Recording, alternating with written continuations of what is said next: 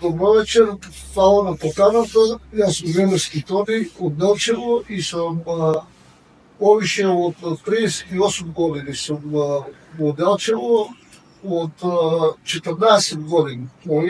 Почнав да се занимавам прво со првиот кафич што беше отворен во општина Делчево, тоа беше Монит, на мојата улица, со дома. Тоа беше 14, значи 86-та година. И тоа е првиот кафич во Делчево, така? Делчево беше првиот кафич, беше мојата улица со собственик од Штип, што е сега во Америка, што добро още соработуваме и се слушаме и се. Тоа како зида, така? Този да беше 2007, значи имахме повише отворени локали.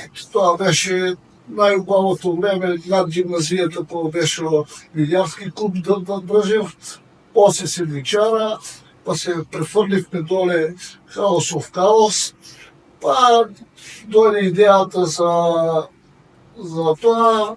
Испадна една ситуација, ни го понудија пензионерскиот дом со тоа и направихме со моите поручени Димитар Зипе и Дарко Даневски